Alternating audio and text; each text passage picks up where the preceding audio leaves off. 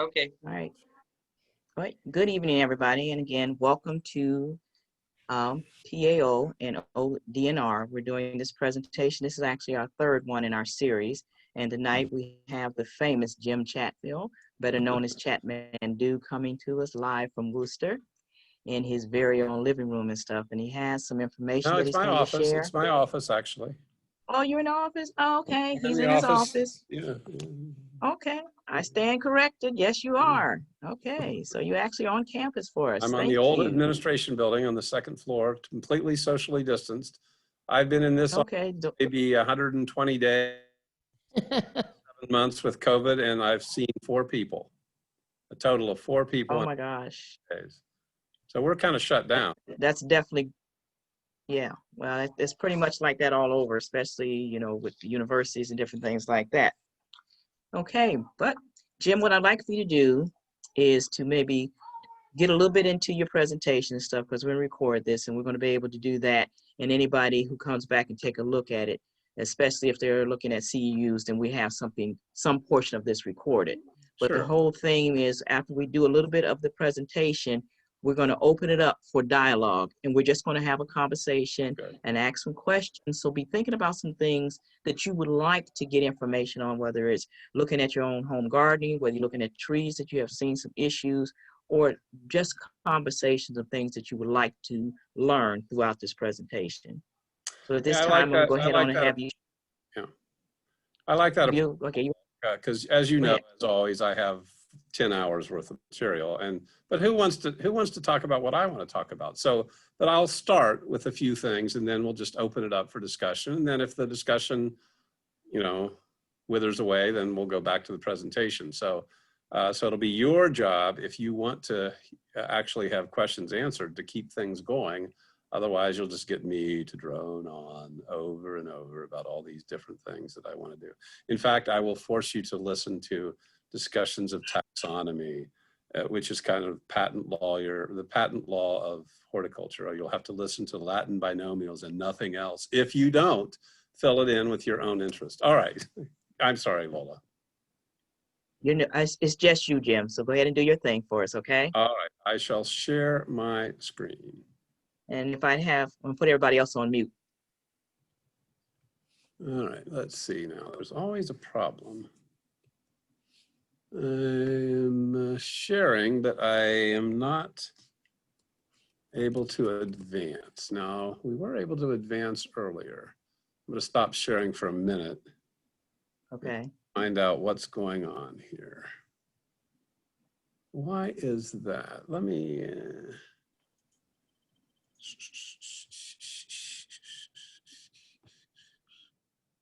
I don't understand. All right, so if I go ahead and share. So the question is, why can't I advance? I mean, I can show you the first slide, but I'm not showing. Let me go back for a second. Why would this be the case?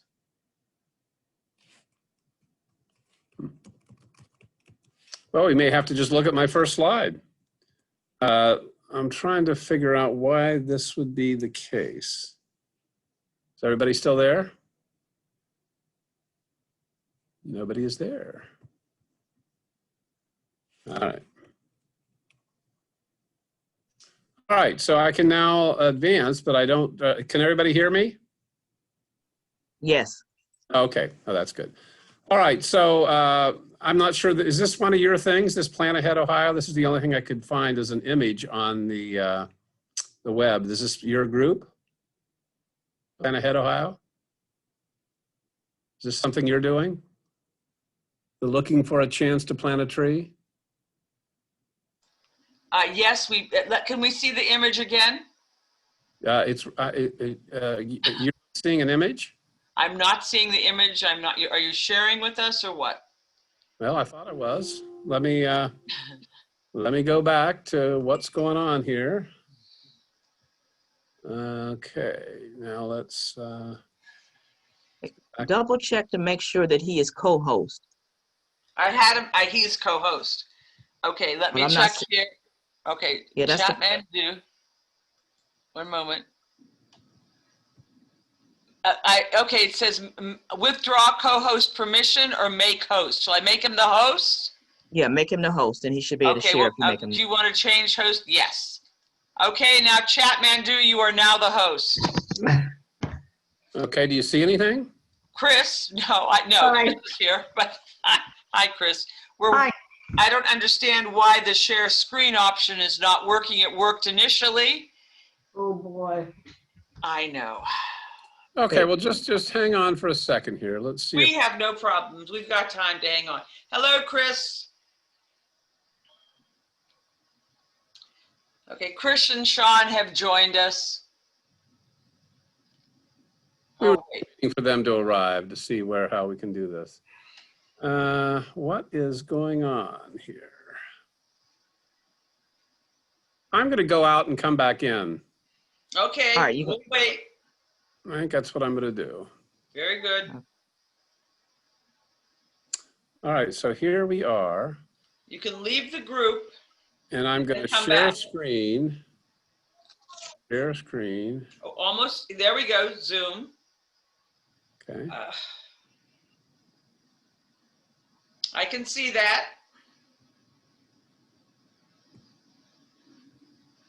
All right. PowerPoint. I can see that. All right. Now the real test now is, can I advance? And I can. Oh, yes. Yay. Okay. All right. So I will somehow- mute myself. So we somehow resolved it. So anyway, here is your group.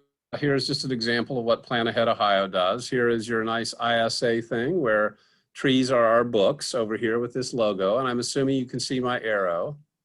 Yes. You see the 20 questions on plant diagnostics over here. All right.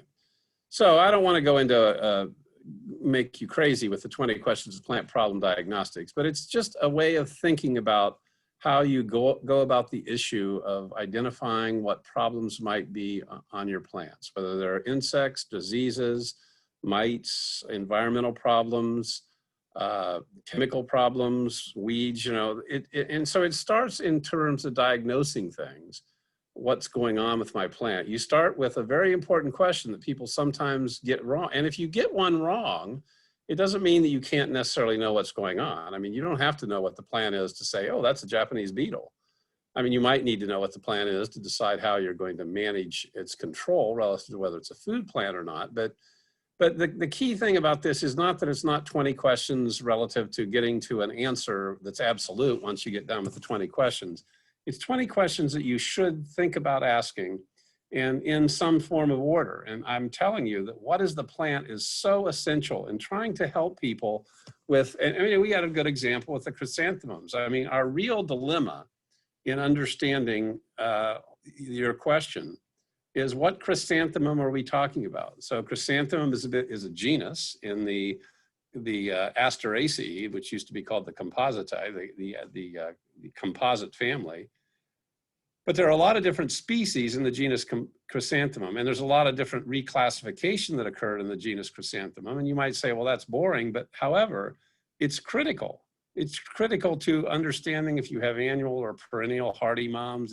It's critical relative to knowing, because the answer to your problem of why don't chrysanthemums anymore or why don't they seem to be hardy enough to give you more and more years instead of just 1 year in your landscape is what is the type of chrysanthemum we're talking about? And that's, so it really is essential and if you don't know the answer to that question, it doesn't necessarily mean you might not get an answer to what you want, but it might be that very thing.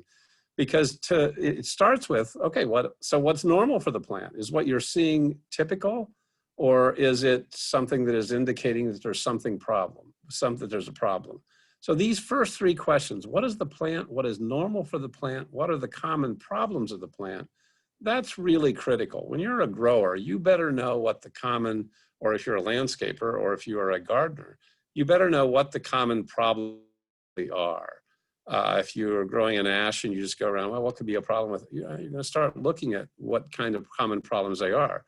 Now, sometimes, as powerful as question number 3 is, it sometimes causes us problems because the nature of diagnosis is difficult.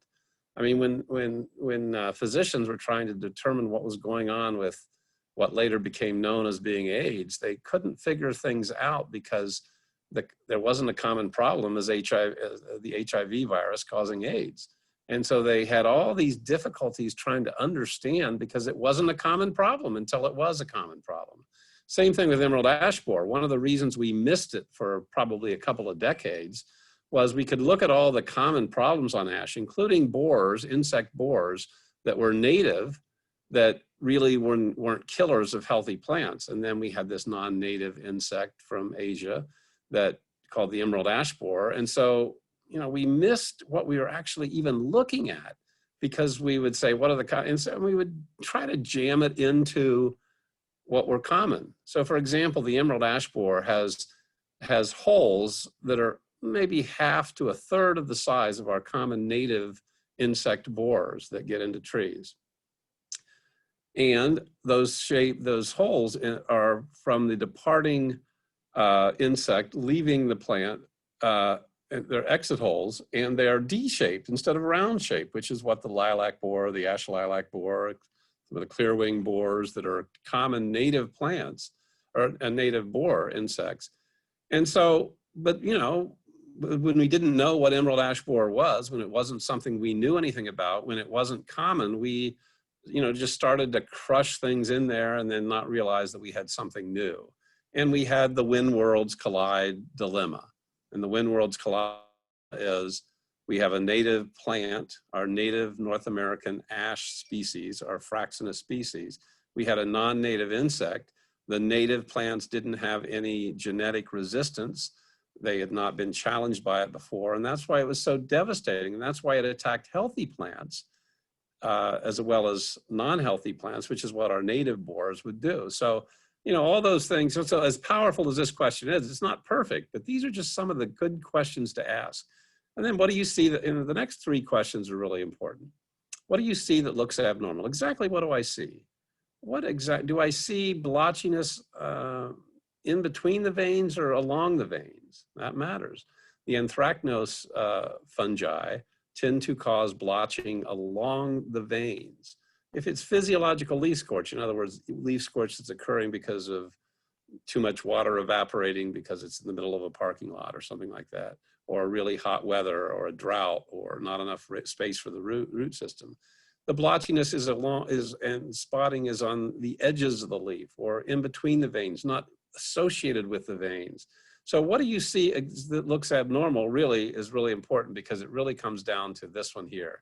What do you see that looks abnormal? And just before you get more specific, step back for a moment. What is the overall health of the plant? You know, is the plant doing fine, but it just has a problem? That matters as to how we think about what's wrong. And then you come to what exactly do you see? That's where you do start saying, okay, it was brownish blotching, but where is it on the plant? That's what tells you and helps you. What do you see on other plants? Is this occurring on everything or just this plant? What is the site? What is the site relative to soil pH, relative to sun exposure, et cetera? Who knows about the plants? This is crucial because they can help you with when did the symptoms first appear. Who knows about the plants is oftentimes the most important question. If somebody sends a sample into an extension agent, into a nursery, into a diagnostic lab, you know, we don't just throw it in a machine and it spits it out any more than that's what happens if you go to the physician. I mean, basically, your description of things, when certain things happen, when did symptoms first appear? What is the horticultural history? What is the environmental history? Did you have frost in your neighborhood? What have you actually applied relative to herbicides? All these questions are important. It's also important to know what the client thinks the problem is. What do you think it is? Somebody can come up with a wonderful answer of something that's happening on the plant relative to a minor insignificant insect in terms of plant health, but that isn't what the client is worried about. They're worried about the plant dying. So you have to identify that. What are our tools that we have available, from photography to sending it into a lab to do cultures? What additional resources are available? Very important to know what kind of books and websites are there. How do you take a sample if you have to send it to somebody else? You don't want to take healthy tissue. You don't want to take completely dead tissue. You'd love something in the transition area. And then before you do number 18 in the diagnostic framework of what is your diagnosis, what else? What else is going on? My favorite example of this occurred to me many years ago in which I worked at a commercial diagnostic lab. I had worked at the OSU diagnostic lab, but I worked at a commercial lab that was for the entire country. And so the samples were sent of like 20 or 30 different plants. 20 or 30 different plants. Some of them had insects, some of them had diseases, but all of them were scorched and they were reported as really in decline and dying. And there were all kinds of questions we asked about, you know, this was from a company that had used pesticides. So we asked a lot of questions about, was it on the early portion of the route that the person that was applying the pesticides was using it from a tank? In other words, did it peter out over time? That meaning that there was a contamination in the tank. Did it occur on all of the plants? Did it, you know, all those kind of questions. And we just, you know, just on and on and on. We just couldn't figure out what was going on. Then one day I just kind of in my mind, I'm on the phone with the people. They're from North Carolina. And I said, what else could be going on? What else? Is there something that's going on there that we don't know about? Can you think about it? He said, well, of course, there was the hurricane. And I said, oh, the hurricane. Well, here I'm in a lab in Ohio. What, the hurricane? He says, yeah, I mean, you know, basically these plants were all underwater for a couple of weeks. Oh, well, that's pretty interesting. Well, you know, that could have been in the environmental history, but they didn't mention it. That what else is that reminder of when you're trying to come up with your diagnosis, before you say, okay, here's what we saw, here's what we didn't see, here's what I think you could do. Before you do all that, you know, just what else am I not hearing here? And I did. It felt like, oh, come on, couldn't you have given me a little heads up that there was a hurricane? And so I think really ultimately the problem was largely associated with the plant root systems being underwater all that time. So what is your diagnosis? One more time before you give recommendations after you diagnose what's wrong. What is the significance of the problem? Does it matter? And we'll address that in a minute, because we all know that almost all insects, for example, that get on trees and shrubs are not damaging. Almost all of the plant pathogens, which by definition are causing some harm in terms of diseases, are relatively unimportant relative to the health of the plant. So they're not really all that significant. That's a very important question because it relates to what you might or might not do in terms of recommendations. So those are just little things to always keep in mind. We have this thing that I noticed was referenced in the materials that came with from you guys. 20 questions on plant diagnostics is just a little fact sheet that we sent that says all that. But again, that what is the plant is just so essential. So I would, you know, one of the things that's a resource that's really good is, for example, if we're talking about trees, and with Lola here as an arborist and the International Society of Arboriculture and with the urban forester that she is. So, you know, to salute her, I mean, there's lots of books in lots of different ways, but the tree book is a really good book. It's by Michael Durr and Keith Warren. Michael Durr got degrees at Ohio State University, but got his PhD at the University of Georgia, where he was for his entire career and postgraduate career. And just a tremendous, tremendous plants person. He's just wonderful. We visited him 2 years ago, 2 summers ago, and here he was out working with students, doing propagation work. He's 76 years old at that time.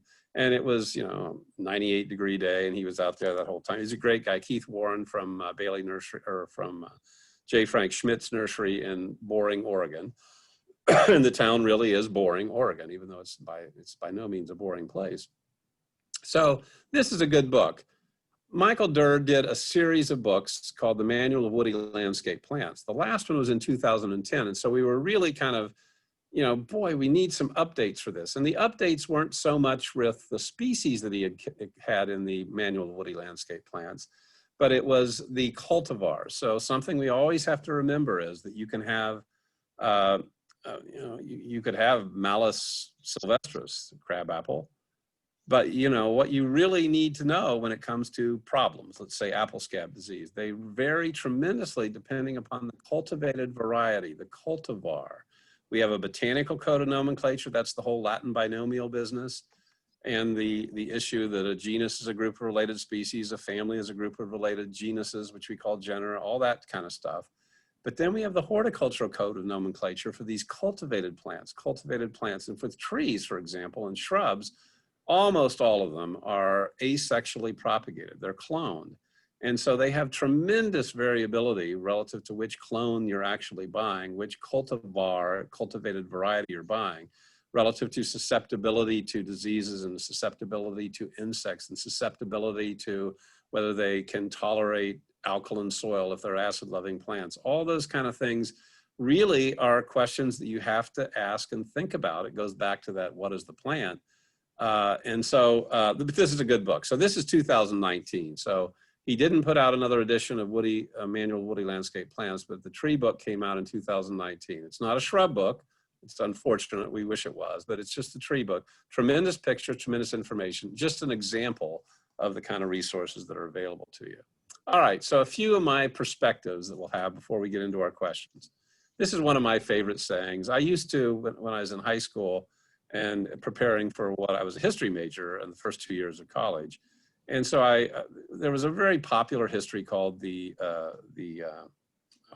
Story of Civilization by Will and Ariel Durant. And one of the quotes that I loved from this book was about Voltaire and Rousseau. So the French Enlightenment. So Voltaire and Rousseau were very different kinds of characters. You know, you're talking about the Enlightenment. People are starting to get their hands around the idea of reason and rationality, and science starting to come along. So we're in the 1700s. And so these are two big figures. Now, Voltaire was kind of the thinker. Rousseau was, of course, the thinker, but he was very passionate and very anguished. He was an anguished person.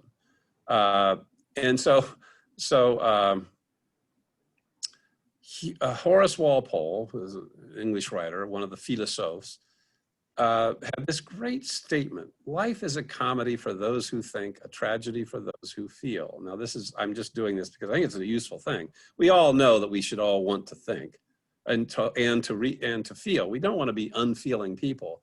But what he was really getting at is that Voltaire kind of sailed through life, kind of taking things in their stride. Rousseau just agonized over everything. And that is just by way of introducing the next saying, which brings into mind perspective. And so that's what I want to leave us with before we go to our questions, is perspective.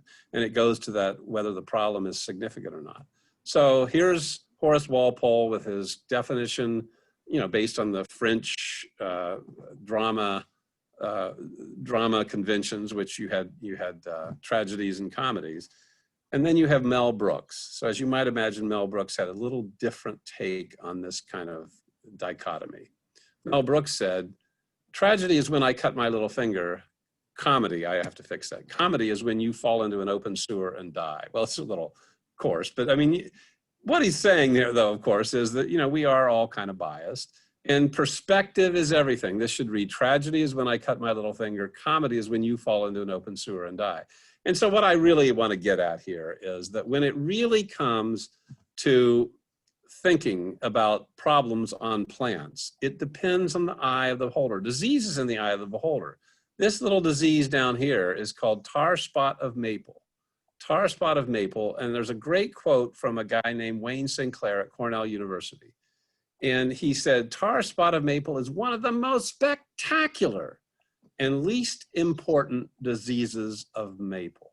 So it's not like verticillium wilt, where the vascular system is plugged up by the verticillium fungus. He is saying it really doesn't matter. And that's absolutely true for the most part. Now, the people in Ithaca, New York, didn't quite agree with him.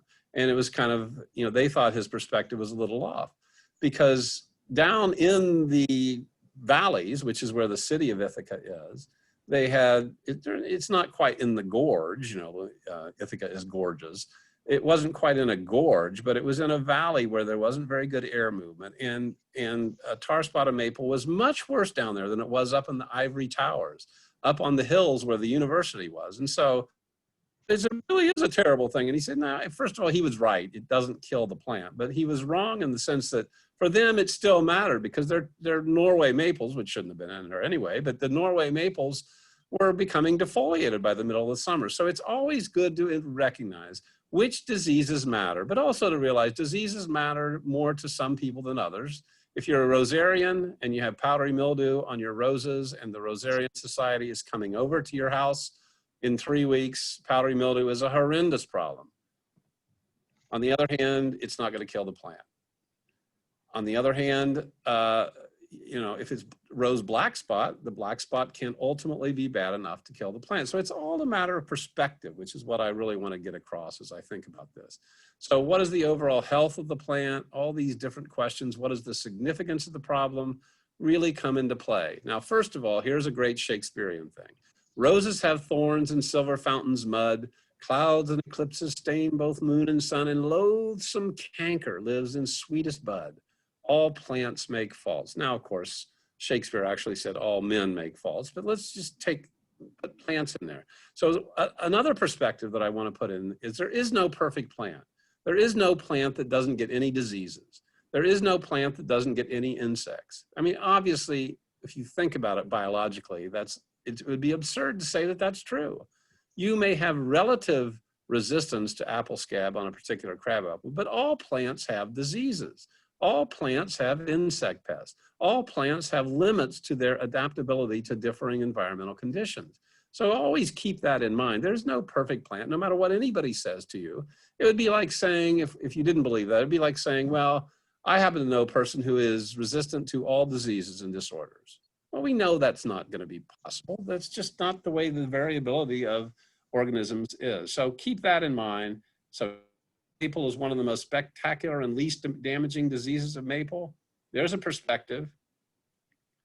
And then there are tragedies. So here's some tragedies. Is this the proper mode for pruning shrubs, Lola? Lola, wake up. All right, Lola has left the room. Diana, is this the proper method for? No, this is not the proper method, and it's really making me nervous. I'm fearful he's going to hurt himself. No, there is no second part of this thing. So if he did hurt himself, and maybe it was a memorial Zoom or a memorial YouTube that somebody did, but you're not going to see anything worse. So there are tragedies. There's bad ways that we do things horticulturally. Then there's emerald ash borer, which is a killer of our ashes because it is a when worlds collide situation. We had a non-native pest and a native tree native trees, different species of ash, our North American ashes, which had not evolved under situations of natural selection pressures from this insect because it didn't exist here. And so there are tragedies. There are things that we could consider comedies, not a big deal, but there are tragedies. Does anybody know what this is? This would go back to not back to your, let's see, you said 2013 for your mums. Go back 1 year earlier. Did anybody of you notice some of this kind of thing like this on spruces and white pines and other plants? Anybody ever hear the word imprellus? No, I thought it was some kind of rust. But Well, 2012, imprellus was this new herbicide that came on the market and was used in lawn care. And that turned out to be a big mistake. Imprellus was a very effective herbicide for tough to control weeds, things like violets. So people in lawns that want to control violets and other plants, and remember a weed is an unwanted plant. So we might say that violets are a wonderful plant, but people in that do lawn care don't think of violets as a wonderful plant. So they think that they're a pest, and so they use herbicides to kill them. And so it was a big deal. Imprellus will control all these tough to control weeds.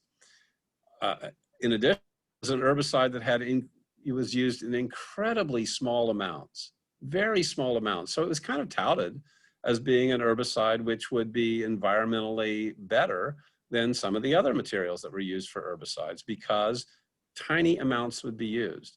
Well, it turned out that there had been a good deal of research in previous years before this was released for lawn care.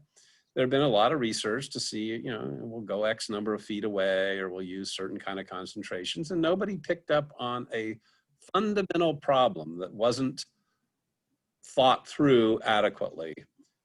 It's a little bit understandable. A lot of research went into it, but in terms of lawn care, what people weren't keeping in mind was how far the root systems of plants extend. And so, the root system of a plant extends well beyond what we call the drip line. So the drip line is this imaginary area where if water came rolled off from rain or whatever, that you'd have this little, this little circle that would be called the drip line. And it was a useful concept for people to talk about because it got people away from the idea that the roots of a tree are not just right around the trunk. So you needed to be aware that they extended out from the trunk. And so if you did a lot of excavation, you would cause problems by getting out in that other area. So the idea of the drip line was to extend people's imagination and in terms of the reality of the fact that those roots went well beyond the drip, that went out well beyond just the trunk. Well, but the reality of it is, and we know this for some time, they extend way, way beyond the drip line, maybe 2.5 to 3 diameters beyond the drip line. So, when you have a 70-foot tall tree with maybe a canopy that's like that or 50 feet wide, and their drip line goes out 50 feet, those roots go out maybe 100 feet, 120, 130 feet. And you know this from your yard when you have the roots that are there. Are you asking a question, Suzanne? No, I thought you were raising your hand. So the roots extend way, way, way beyond the drip line. And so that was what was not adequately understood or tested, not really clearly indicated on the label. There was some information on the label, but it wasn't all that great on the label. And so the reality was that people then made these applications and there was a perfect storm aspect of it. You had this flooding. You just had unbelievable wetness that spring when the first year that this was released. And so $1 billion later, $1 billion later, Imprellis went off the market for lawn care and tree and shrub care. When I say $1 billion, that's the amount that DuPont had to pay to homeowners to satisfy the claims for the damage that was caused by Imprellis because it was adjudicated and it was clarified that they didn't have adequate warning on the label, and really it shouldn't have been used as a lawn care herbicide. Now I hate to tell you, but Imprellis is still on the market. It's not called Imprellis anymore, but the active ingredient of the chemical is still there. However, it is used simply for line clearance. So we do have some problems where areas adjacent to line clearance where Imprellis is being applied are causing some problems, but it's not anything like what happened in the summer of 2012 when $1 billion in claims resulted in the damage from Imprellis herbicide. So those are tragedies. But then again, as I say, most insects, most diseases, most environmental problems, most aren't a problem, but some are truly tragedies. So I always put that into perspective. And then I threw in here Korean mountain ash, and notice that mountain ash is written as one word. It could be written as mountain-ash, and sometimes it's not written properly. But that should tell you that mountain ash is not an ash. When you see a compound word, I admit frequently people just don't do it correctly. But when you see a compound word, that's indicating it's not a true ash. So ashes are in the genus Fraxinus. And ashes in the genus Fraxinus are susceptible to emerald ash borer. Mountain ashes are not susceptible to emerald ash borer. They're not ashes. And that's indicated here. There's aspects, there's compound leaves that make it look similar, but they're very different. This is in the olive family. The Oleaceae is the family that includes a number of genera and it turns out that Fraxinus, one of those genuses, is very susceptible to emerald ash borer. Mountain ash is in the genus Sorbus, and it's in the rose family. And so it is not susceptible to emerald ash borer. But mountain ash being in the rose family, and notice how this kind of comes into play as knowing your plants and plant relationships. Mountain ash is in the rose family, and plants in the rose family are the only plants that are susceptible to a disease called bacterial fire blight. And these are just the classic shepherd's hook symptoms of bacterial fire blight. Only plants in the rose family, in the Rosaceae, all plant families end in ACEAE, and so the olive family is the Oleaceae, ACEAE at the ending. So Korean mountain ash, which is in the rose family, is in the genus Sorbus, is not susceptible to the emerald ash borer. Emerald ash borer, which is in the Oleaceae, is not susceptible to bacterial fire blight, which only occurs in the rose family. So those are the kind of things that are helpful in terms of understanding how you might go around diagnosing plant problems. So there are tragedies and there are things that aren't that big of a deal. So what looks abnormal? What exactly do you see? As I say, I have hours upon hours worth of material.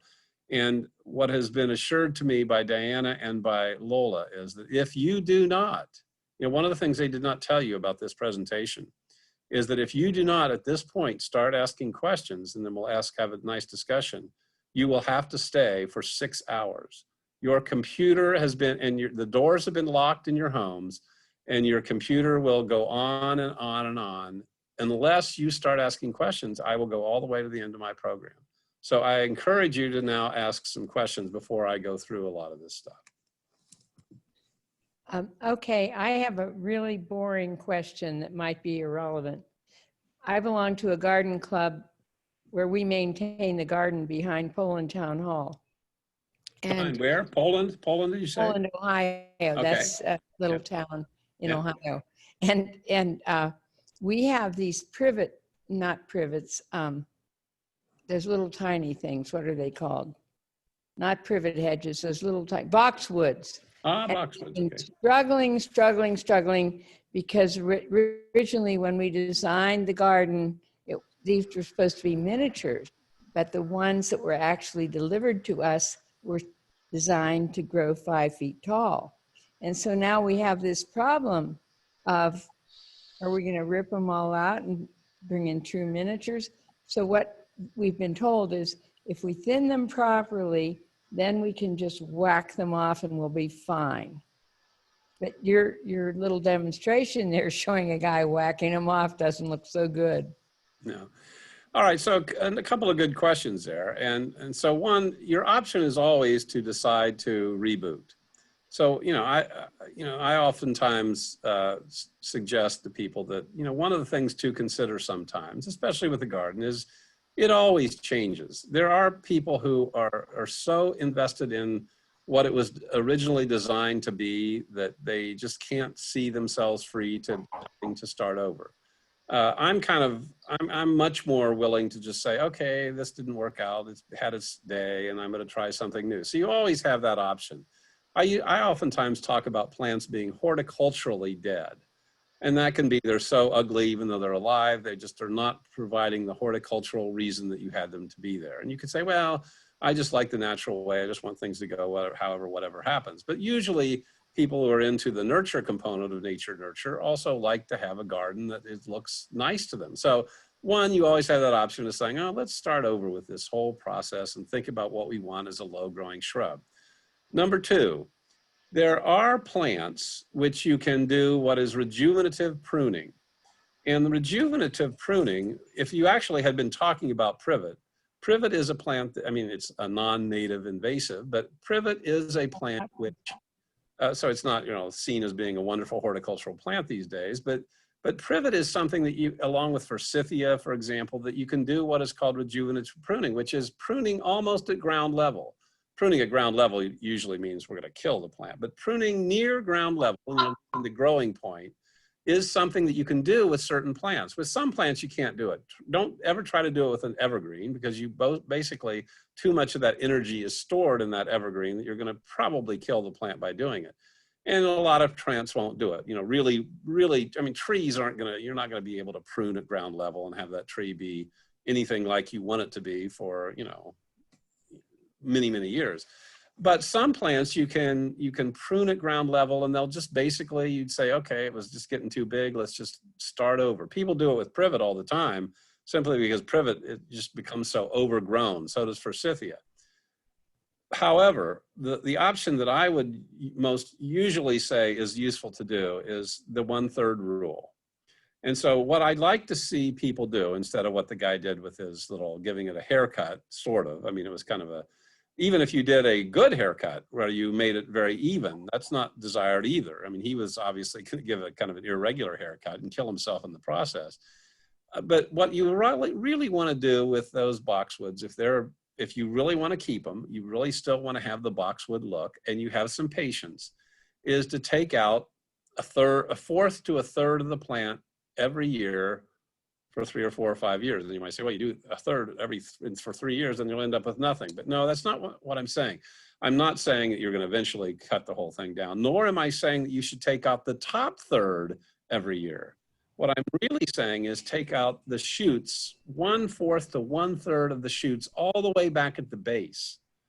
Okay. 1/4 all the way back to the base. And so it'll look weird until 3 or 4 years have passed. But what you're doing is trying to thin it out, not give it a haircut, but actually thin it out by gradually removing the longer shoots. Now, unfortunately, because it's not the size you want it to be, if you are not going to become accustomed to the fact that it's not a dwarf boxwood, you're just going to have to keep doing this forever, in a sense, because it's always going to want to grow to the size that genetically it's programmed to grow. So you're going to have to keep, up this process, maybe not a third every year, but the key thing here is don't make a haircut, uniform shearing, but take it back, take out the big branches all the way back at the base and take them out gradually. Because, we always have to remember that for most plants, it is so important to support the root system by producing food, and the production of food is up in that foliage. And so cutting down all the top is going to be a problem for you. So you don't want to get beyond 25 to 33% of that top removed each year, but then that would gradually bring it down to a size that's a little bit more amenable to you. But you're going to have to keep doing that because it's not going to max out at 2 feet or 3 feet because you have a true dwarf. Well, we had a class where this lady who really knows what she's doing apparently came in and showed everyone how to do this, because it's quite a lot of boxwood. And people were really excited about knowing how to actually thin a shrub. Yeah. Then my other suggestion to them was, well, maybe we could have it be a secret garden. Yeah, That was pretty good. That's pretty good. That's a good one. Yeah, thank you, Susan, for that wonderful question. I'm going to go ahead and open up Chris because she has a question for you. I think oh yeah. Wait, Chris. You became unmuted for a minute, Chris, but then you muted up again. All right. Okay. Yep. This is about the one that I wrote in for the questions. You were talking about Imprellis, and it brought to mind what my neighbor did a little earlier. They were spraying Roundup on the boundaries between our yards, and she hit my butterfly bush several times with it. I know she doesn't like it. Right. Personal affront there, but she did spray it quite a bit, and like I wrote in the question here, I've noticed it being the growth was stunted, fewer blooms. I was even kind of worried about the butterflies that came and were coming to the plant, if they were in danger or what. But anyways, I just wondered if the growth would come back in a healthy way again, or if that is something that's terminal to the plant. So a couple things happened with glyphosate, which is the chemical in Roundup, and in another products, because it went off of Monsanto's patent, and so we now have a bunch of products that have glyphosate in them. Oh no! And more than just Roundup. So I mean, obviously Monsanto still sells Roundup, but a lot of things have happened. And one of the problems of what's happened, before I get to the gist of your question, is that we run into a lot of dilemmas with people that apply products that they think are what they used to consider to be Roundup. So when Roundup first came out from Monsanto, it was basically glyphosate. It came out in different concentrations, but it was just glyphosate. So several things happened. Number one, it went off patent here, 15 years ago. And so a lot of other products came on that had glyphosate in them. And one of the things that happened to us in nurseries was that people didn't realize that the inert ingredients were different. And an ingredient is the chemical that is not the active ingredient of the pesticide. So the inert ingredients may be, and so they don't tell you what they are on the label. So they'll have glyphosate and its percentage. Then they'll just say some inert. Well, those can be things like called spreaders that spread it out better, that stick to the foliage, stick to the tissue better, all kinds of different adjuvants, they're called. And so one of the things that happened when Roundup when glyphosate went off patent for Monsanto was that all these other companies that leapt into the fray had different inert ingredients. And in some cases, those inert ingredients were stickers. And the stickers and penetrants as well, they penetrated into the tissue more than glyphosate used in Roundup penetrated. Oh. And so what happened is we had all these things, especially in nurseries on thin bark trees, and we'd see all these damaged areas, and it was a real diagnostic mess. For many years, we thought, well, maybe it's fire blight that's in there, because crab apples get fire blight. They're the family. Yeah, there's cankered areas, damaged areas. Maybe it's something. We can never quite figure it out. And then we finally realized that it was because the idea behind Roundup, the reason it became so popular, as in glyphosate became so popular, was that it has very little residual in soil. And it also wouldn't damage plant tissue unless the tissue was green. And so Can I stop you for just 1 minute? Sure. When you said there's little residual in the soil, you mean that it's easily washed out of the soil then? no, what I mean is that it doesn't stay in the soil. It doesn't stay in. Think Okay. about lawn care herbicides like 2,4-D or dicamba and many of our products, they stay in the soil. And so they're a problem for some time. Well, people are used to the idea of Roundup, and its big appeal was, you know, we don't have to worry about it staying in the soil. It's going to break down almost immediately in the soil. Ah, okay. Things we found out was that soil, that was pretty true, but it wasn't true of organic matter. And so people ran into all kinds of problems in gardens where they were using mulch and where they were using straw and where they were using all kinds of materials in the garden, and it would be residual in that organic matter, but there just wasn't enough organic matter in soil for there to be enough that was okay. So everybody was all excited about it, but you know, so these different glyphosate products had penetrants that then caused all these problems. So that's one little nuance that kind of caught us by surprise. Mm-hmm. The next nuance that catches you by surprise is that there are products that are called Roundup right now. So if they're called Roundup, then they're products of Monsanto, but they have other herbicides in them.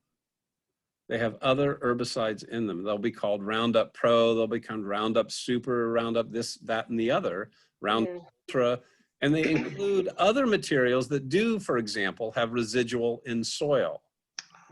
And so people use them, again, with this idea that we can be willy-nilly, as long as we don't apply it directly to the foliage or something green, and maybe we don't have one that has these penetrants that are getting into the plant better than they used to do, and we can't use the concentration we used to use. They aren't paying attention to that. You know, they say, well, you know, we've used Roundup for 10 years.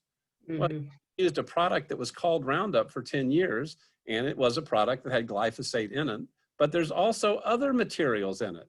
Now, let me give you one more before I get back to your question, which I've now forgotten what the original question is. But there's one other thing, and that is what I consider to be a terrible decision. Scott now makes a product called Roundup for Lawns. Now, here's the problem with this. First of all, Roundup is used on lawns when you want to get rid of them.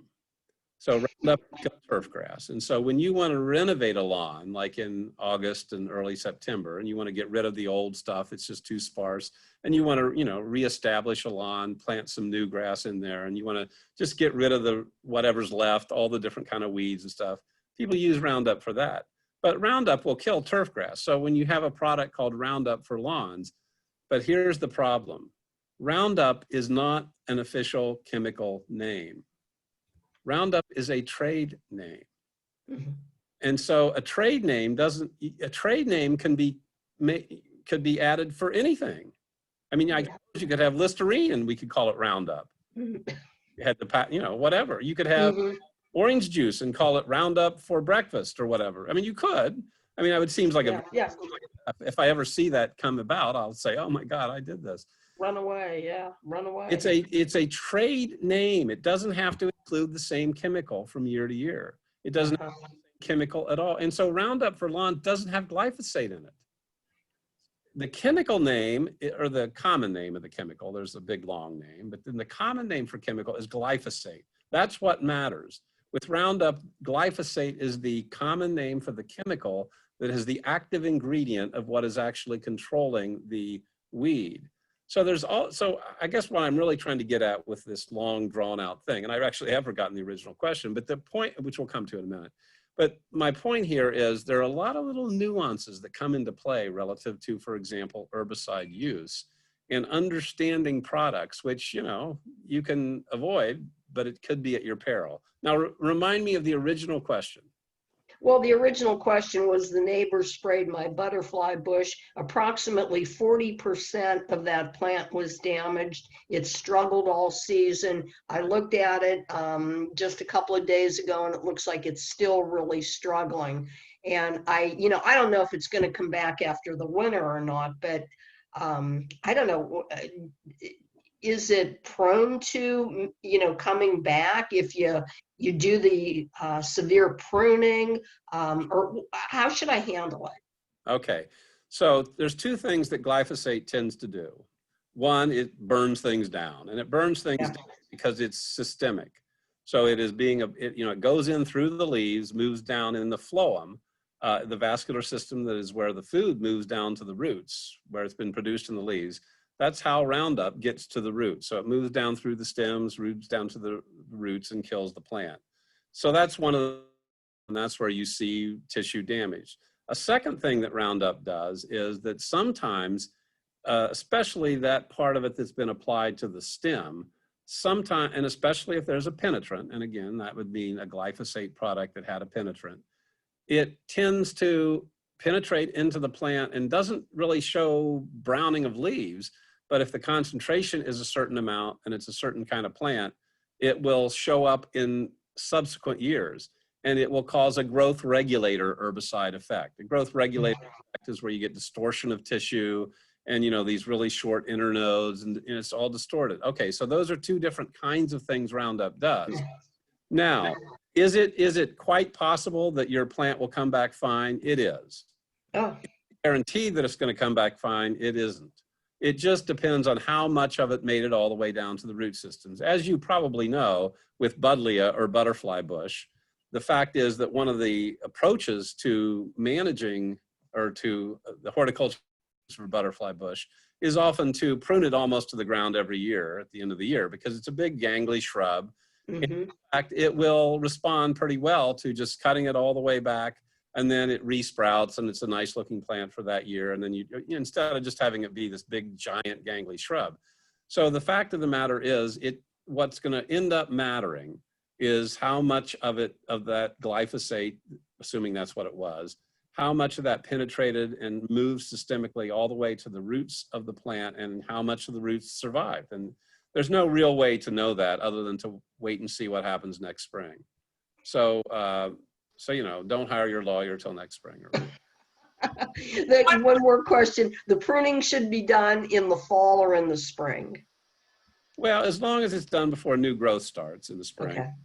The problem sometimes does occur, though, that you think you have good intentions of making that application before new growth starts in the spring, and then you either forget, or it's cold and rainy and you just can't get into the location, whatever. Yeah. I'd do it. I'd wait till the plant becomes dormant, and then I'd prune it in the fall. Thank you very much. One question, when you say plant distortion, are you saying that the tissue, that there's been a mutation? No, it's not a mutation. Basically, what our growth regulator herbicides do, and the ones that we typically think about are 2,4-D and dicamba and those kind of things, but Roundup tends to be also a growth regulator herbicide in a different sort of way. They mimic a actual thing that occurs in plant. The plants have chemicals that we don't want to call hormones, but they're like plant growth hormones.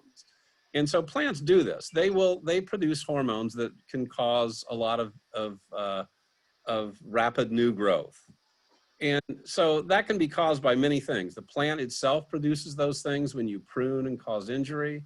Sometimes there are viruses that'll cause those kinds of situations. So can certain fungi and bacteria. But the other thing, that's kind of what is being done with these growth regulator herbicides. They mimic this action of plants kind of growing and to the point where they actually grow to death. They cause so much growth that the plant tissue dies. So a growth regulator herbicide is not a mutation. It's simply the effect of the chemical that's been applied that people got from the idea that plants themselves produce growth regulating hormones. That we don't really call them hormones, but whatever. Okay, thank you. Yes, Wow. thank you, Jim. Let me see if Hope, Sandra, or Jim has a question for you. I have another question if they don't. Sure. It's about farm herbicides. Uh-huh.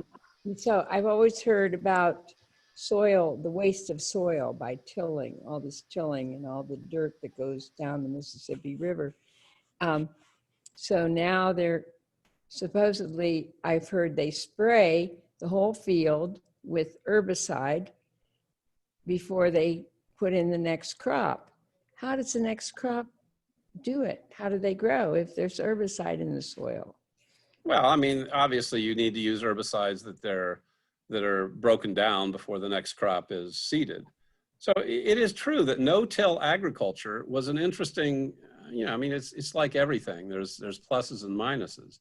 So no-till agriculture was kind of the idea behind it was that, let's not till this soil up and have, wind and soil erosion from moisture, put all these, the soil in the streams and blow away to other locations. So let's, limit erosion by limiting tillage. I mean, that was, that's really came out of the, of the Dust Bowl and subsequent years where you lost so much land that seemed like a great idea. And it is a great idea, but it comes with some trade-offs. One of the trade-offs was a massive more use of herbicide because you're going to have a lot of weeds. I mean, the idea behind the tillage, one of the ideas behind tillage was it killed weeds. It exposed weed seeds that were then killed and all that kind of stuff. So it was I mean, tillage, there was a reason that farmers did that tillage because they didn't want to have to deal with the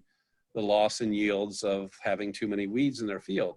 So the herbicides were applied at a much heavier rate once you instituted no-till. Now the negatives of that are, you could say that okay, you have to manage this idea of whether the herbicides in the soil, what is their rate of decomposition. So you obviously have to pay attention to what herbicides you're using, and obviously you're going to fail if you use herbicides that are going to have such a residual that they're going to kill your corn or your soybean that's coming up. So, and there are many herbicides that are like that. Now you might say, well, what about those herbicides getting into the groundwater? What about those herbicides and unintended effects on the natural flora that's out there? And so those are trade-offs. The other trade-off is that we learned early on. I'm a plant pathologist, so I study plant diseases. And one of the really neat studies that was done early on was with Pat Lips, who is a plant pathologist of corn, wheat, soybeans at Worcester at the research station. And he showed that he started to say, man, we're seeing some diseases that we just can't believe how bad these diseases are. Gray leaf spot was a good example. He says, why are we getting so much gray leaf? I mean, gray leaf spot used to be just kind of a big deal. Nobody even bothered to try to breed for genetic resistance to gray leaf spot. That particular fungus is just it's one of those like tar spotted maple, big deal. It's not important. But then he started to see massive amounts of gray leaf spot, and so. The point here is what was happening? Well, one of the things that was keeping certain fungal diseases to a dull roar was tillage. It was keeping it to a dull roar because the material was chopped up and you had more soil exposed to the elements because you were tilling. And because, the gray leaf spot would survive from year to year in the debris, the plant debris after you harvest your crop. But, if you're never really tilling up and chopping up that debris, you're not tilling, then that gray leaf spot started to build up and build up and build up. And again, it took a while to see what was going on, but that was the answer to why did we have so many, why do we have such greater incidence of certain diseases it was because no tillage resulted in there being better survival of the pathogen in the soil. So it's always a trade-off situation, but keep in mind, the word herbicide is it's a word. It's a plant-killing compound, but they have varying degrees of residual in the soil, varying degrees of which ones work for particular kinds of weeds, varying degrees of potential for getting into groundwater, they all have their own profile. And there's no absolute answer. I mean, there would be people who would say, man, we don't, the atrazine and that gets into our streams is so serious that we have to limit its usage. And so, and other people who say, we don't think that's that important. It's really an important herbicide to use. I mean, that's that argument has passed, and so much less of that is used. But, those are all the trade-offs that occur in a farm, in a garden, in politics, and everything else. Thank you. Yeah. Good answer, Jim. Okay, again, I'm going to go back to Sandra and Hope to see if you have a question, or Jim. And if not, I have a question for you. Are you ready? Mm-hmm. Jim, I would like for you to talk to them a little bit about the Beagle, which is a wonderful publication that comes out from your office. I know that you work on it with several other people. If somebody was interested in getting more information about things that affect the plants and stuff, could you talk about that for a few minutes? Well, I mean, it's part of our domestic animal program at Ohio State University. So we do a lot of hunting dog work with beagles and other. No, I'm just teasing. I'm just teasing everybody. Yes, you are, Jim. The real story. But you did something that we all do, and we have to check ourselves constantly. We call it the Beagle, and if people don't know, it's just like the Beagle. What do you? So the Beagle stands for Buckeye Yard and Garden Line. BYGL. So the voyage of the Beagle, so to speak, began in 1992 when we realized that about the time we sent out information on pest and disease and environmental problems on plants was about the time that it didn't matter anymore. We were sending it out by mail, So we said, okay, we got to have an electronic thing. So we had this electronic thing where we would all of extension people from around the state, we'd meet every week. And then for a while I did it. I wrote them all, and by Thursday, and then Joe Boggs came into it. And eventually we had a bunch of different writers. But over the years, it's been a very good, rapid, timely update on plant problems. I have to admit, it's mostly about ornamental plants. It's mainly about trees, shrubs, and perennial and annual flowers. It is in vegetation. Sometime we'll get a little fruits and vegetables in there. It's certainly not about farm crops. And we have corn newsletters and stuff like that, which is not corn, it's Crop Observation Reporting Network. But Beagle is our one for landscape plants, so to speak. And so it's had many iterations over the years. I mean, we sent it by fax to a whole bunch of people for a while, and then, fax kind of faded away. And what it is now is a very blog-like oriented thing. So it used to be we'd assign each other articles and we get them unballed by Thursday. We don't do it that way anymore. Now it's just kind of a blog thing. Anytime any one of us comes up with a topic that we think is useful to do, we will post it on the site beagle.osu.edu, bygl.osu.edu, beagle.edu. And you can go to that site and you can look at all the articles and say, oh, is this something I want to get? And then you can either just check the website periodically, or you can have it come up on your phone and your computer automatically at 3 in the morning if Joe Boggs has written one or I've written one. I mean, Joe is our best user of Beagle. As an environment, I've gotten a little lazy, but Joe is really good, and they're really kind of interesting natural history and things that are associated with the garden and the landscapes and going around to natural areas. And like I say, you can just go and look at all the ones we've had over the last 6 or 7 years that we've used this blog type approach. What does it stand for again? Buckeye Yard and Garden Line. Buckeye Yard and Garden Line. The thing that is really good about how we used to do it, and you can imagine the evolution of all this. I mean, it used to be like, just because of the nature of the platform we could only put 1 picture and then 2 pictures. Now we could have 1,000 pictures if we wanted. I mean, we can put whatever pictures we want because it's just, it's just something that you go on the web and get. you know, it'll have a lot, and that's really, so it's really, and then the other part of it is that, and Lola's been on this a couple times, and she could come on every week if she wanted. For us, it's very powerful because we basically, our team of agents and specialists around the state that work in this area of ornamental horticulture, we have an in-service for 3 hours every week.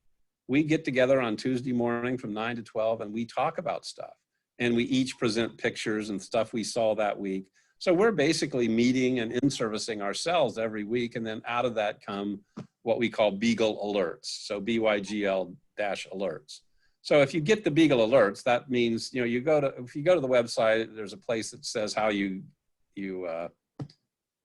subscribe. And if you get a Beagle alert, that means you get it the minute it comes out, whether it's 3 in the morning or whenever it is.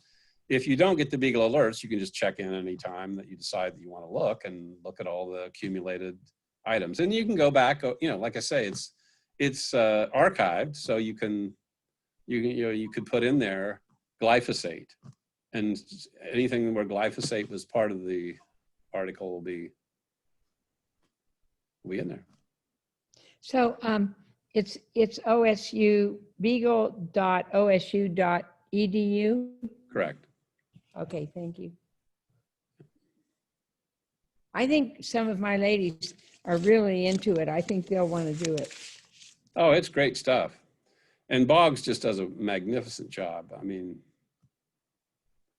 he's an entomologist, but he's, you know, and it is interesting. It's always interesting to see the arc of people. When Joe first came in as an entomologist, it was hard to get him to see a plant. I mean, the insect on the plant. And he has evolved so, and we all have. He's taught us so much about insects. But, you know, over time, as you can imagine, I mean, you know, you can't really be a specialist in ornamental horticulture without understanding plants. I mean, you know, if you just know diseases, I mean, you can't know diseases without knowing the plants and knowing the different plants and how to identify them. And so Joe has become much more conversant and curious about, you know, plant material. And again, not only garden plants and trees and shrubs, but, you know, he had something last week on, you know, a whole bunch of different species of goldenrod, for example. So, you know, obviously during COVID-19, all of us spend a lot of time outdoors, just walking around, taking pictures. I mean, we don't get to have in-person classes like we always did. So we just get to walk around the woods. It's a great job. And so, you know, people, wherever you can walk is wherever you can do it. You can always come to Sequest Arboretum up in Worcester. It's been open since the beginning. So stop by and look at all our plants dawn to dusk, 365 days a year. We take Are you going to tell us about the telltale perennial canker? Well, so, okay, I just put that up. This is a classic example of a symptom of a plant disease, a symptom of a plant disease. So canker is a term. I mean, you heard Shakespeare, loathsome canker lives in sweetest bud. I always had trouble with the term canker. When I was a graduate student, you know, I took Plant Path 401 and canker is a symptom of a plant disease. And so then, you know, the usual story, the next quarter at the time, the next quarter I was teaching a lab in Plant Path 401. And so I'm teaching the class so you have to, you know, think a little more deeply. I knew kind of what a canker was, but I had to try. And so I looked up definitions of canker and it said, areas on a stem that are sunken or raised, discolored or not. And all these things, I said, sunken or raised, discolored or not, what kind of a definition is this? You know, I mean, how can I teach that? I mean, it could be anything, you know, kind of things. But so yeah, it's always a term that's a little difficult for people, but it really does mean a perturbation in the normal area of a stem. It might be discolored or not. It may be cracked bark. And in fact, it can be caused by a fungus. It can be caused by Roundup. It can be caused by, you know, a chemical. It can be caused by a whole bunch of different things, but it's just describing the kind of the perturbation, the discontinuity in a stem. And so this happens to be a very common fungus that causes this kind of what are called target cankers. They're perennial in the sense that you can see that, you know, this has been occurring for a number of,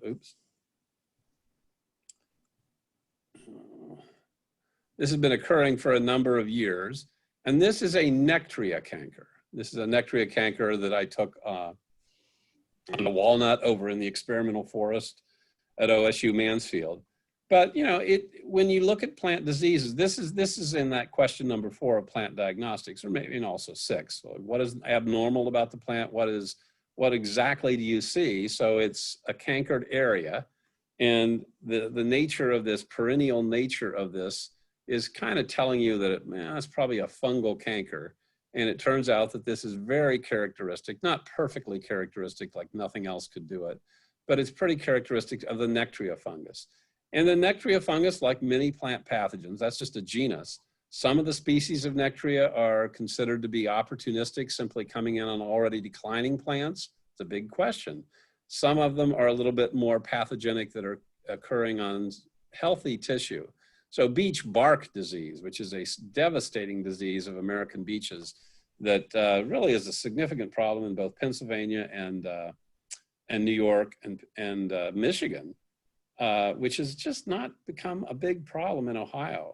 Even though we have some pretty big beech, we just don't have much of beech bark disease. Is caused by nectria in combination with a scale insect, a certain type of sucking insect. So, you know, that's kind of, all this detail becomes more and more fascinating. And, you know, Shakespeare, again, a wonderful quote from Shakespeare that I suppose I should probably have be my end here, since it's 8:23, is in nature's infinite book of secrecy, a little I can read. And that's the beauty of what we're all interested in here. When we're 100 years old, we're going to learn new stuff every time we go out in the woods, as long as we can prop us up.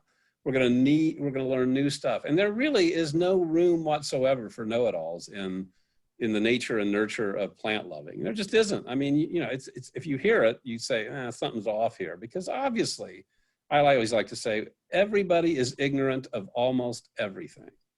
And if you don't know that, you got a problem. Everybody is, I mean, of course, everybody is ignorant of almost everything. That doesn't mean we're all totally ignorant, but we are all, yes, I know, I'm getting a little carried away. We are, Yes, you are. ignorant of almost everything. Even a person who shouts can say those words. Yes, they can. And that is truth. Yes, it's very true. We see that in the debate, Jim. So I agree totally with But you. we Okay? aspire, but we aspire. Yes. Oh yeah, sure, of course we do. Yeah, we want to learn more. Of course. Right. Yeah, but the one thing about it, though, there is something I will say that, you know, I consider myself as a forever student, because yes. there's just Yeah, so you gotta many be. different things out. Yes, every day And you it's, learn and it's something new. fantastic. I mean, we've lucked out. Yes. Everybody here has found that this plant stuff and this nature and nurture and nature is really cool. And we are lucky. I mean, there's no reason ever to be bored. There's no way. I agree. You learn new things, you know, Yeah. and I think that's one thing that, again, if someone does not take the opportunity to learn new things, then they're doing a disservice to themselves. Oh yeah. know, I 'cause mean, it's a again, great life. we're It's never one of the too most old. important life skills. Come on. Oh, Absolutely. yes, most definitely. Well, I tell you what, Jim, it's coming up to like about 8:25. And what I would like to do, if there's like one more question, we can take one more question. But I also want to also let folks know on the line that Jim will be back with us again in 2 weeks. And it's going to be a continuation of today. And I think, you know, having the lecture and having a chat, you know, will give you opportunity to hear some things, you know, which may or may not make you reflect on things and bring up some questions and stuff.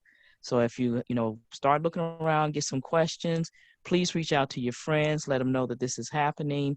And we have an excellent speaker that could, if we let him, he could go for 6 hours, but we're not going to let that happen, because some of You us don't wanna do let need that to get our, yes, we're not, we need our rest. Okay, Jim, so we can come back I more understand. vibrant. I What Diane, you got Lola, something? Go I ahead. don't have a question. This is Hope, but I do want to say that it was very interesting, and I love plants, and I struggle because, and the reason I have no question is because I know nothing.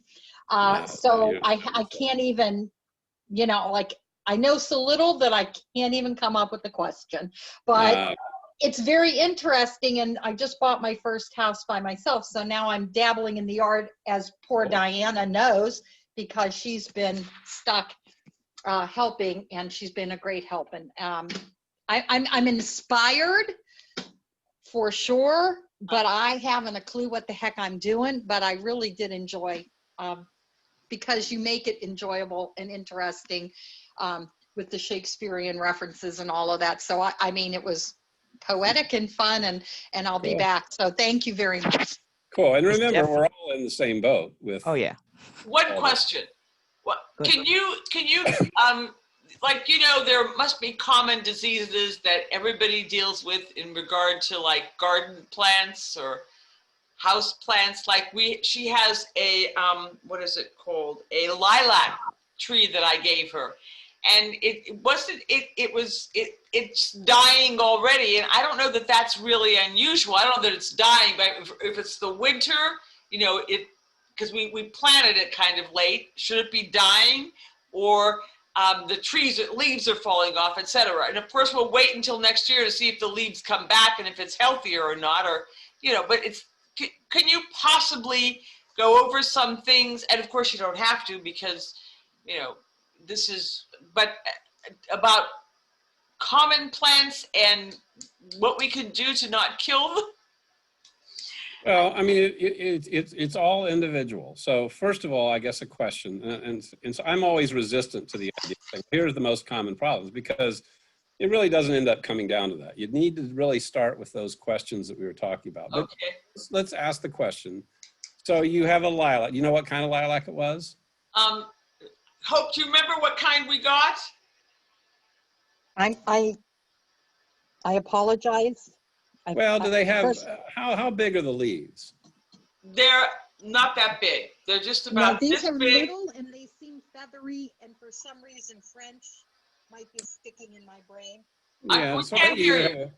I'd say that you have either a French or perhaps even a Korean lilac. Miss Korean. I think it's Korean, but go ahead. Korean. So, you know, Miss Kim would be a common Korean lilac, which is really nice because it doesn't get powdery mildew, Mhm. the bane of our Syringa vulgaris, our common lilac, with the bigger heart-shaped leaves. And so, you know, powdery mildew, which doesn't kill the plant but makes it look untidy, is the common thing. Now, when did you plant it?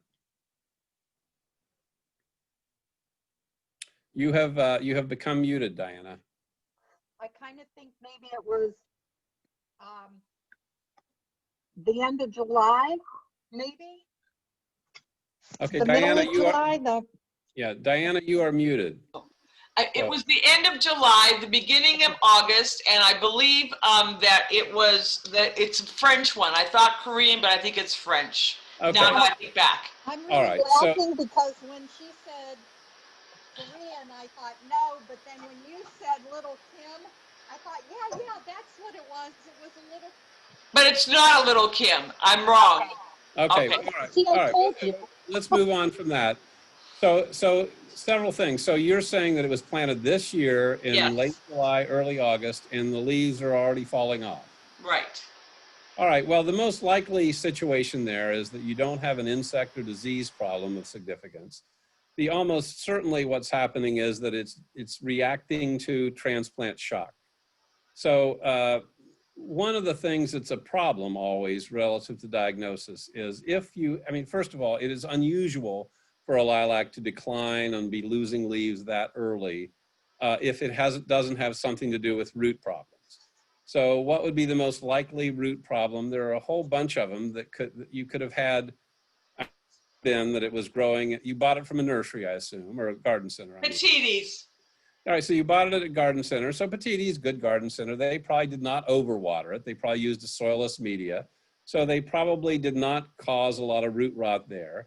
The other thing is that can happen in a garden center, which again, I doubt is the case with Petites, is that the roots can dry out in the pot or in whatever form you got it. I assume you got it as a containerized plant. Yes. So you know the roots could dry out or be sitting out somewhere on a loading zone or somewhere, you know, between the time you got it and between the time that before you got it. And so it was already had a compromised root system. That's possible. It seems unlikely in this case. They have a pretty good system. So I'm going to put them on you guys. I mean, believe me, I'm not accusing you of anything. I'm just saying that it really sounds to me, unless there was, again, a fundamental problem in the garden. Okay, when we got it, what did not feel right about it is the leaves seemed too brittle. But I knew that it had a year warranty, so I figured, well, if it doesn't make it, then we'll just get another one. All right, so I was just kind of teasing about it's your fault, but the point here really is that something, I believe, given the timing of what's happened, something happened to the roots of this plant. Now, if it wasn't overwatering in the garden center, if it wasn't drying out somewhere in the process of getting it onto a truck and into your car, or getting it into your car, if it didn't dry out in that process, then you start looking at, okay, so what happened to it after we got, and so then you say, well, did it dry out before we were able to plant it? Did we end up with a really hot period right after we planted it and we didn't water it enough? Did we water so much that it was sitting in wet soil for extended periods of time? So those are the things that are going to be look into it. And the one thing that I would say that you also have to factor into the equation, although it usually doesn't happen this fast, is a little ditty from Eric Draper up in Geauga County. Plant them high, watch them die. Plant them low, never grow. Plant them right, sleep at night. So after we talk about what happened before you put it in the soil, what happened when you put it in the soil? Did you plant it so that it was at the same level it was in the container, slightly above that level? Did you plant it so that there was an inch or 2 or 3 of soil after the plant settled when you planted it that was over the original root system? Because what happens is that if you plant it too high, way out of the ground, the water will just wick out and there'll be problems with the water availability. If you plant it too deep, there isn't enough oxygen for the root system. And so that is a killer, although it tends to take a while. The plant may overcome it, but that's a problem. But I can't know whether any of these things are the case, but I am fairly confident that the problem that you have on your lilac is the root system. And there's only so many things that could have gone wrong, and they're not too elaborate. It's very unlikely that you had a plant pathogen in the soil. It's very unlikely that they had a plant pathogen in the garden center that is causing a rapid decline like this. My advice to you would be to make sure you didn't plant it too deep, because if you did plant it too deep so that it settled down and so that it ended up being below the grade that it was in the container, if that isn't the case, then I would wait and see what happens. There's nothing really you can do unless it gets real dry again. You could do some supplemental waterings in October and early November. But then I would just wait and see what happens next year, and then cash in on your guarantee if it doesn't come out in the spring. That's exactly what we're going to do. But I wish I knew, because it's happened one other time. And it was the quality of the leaves. And I thought, well, but now next time if I feel the leaves and they don't feel right, I'm not going to get the plant. What does it mean if the leaves are a little brittle? Is that roots? Well, I'm not sure what you mean by brittle, but it probably does indicate a certain amount of lack of water getting up to the top of the plant. Okay, I have one other question, and this is about a lilac, and I don't know what kind it is because I got it when it was this big, and it was from somebody who did not antique, heirloom plants, okay? Mm-hmm. And so I planted one in front.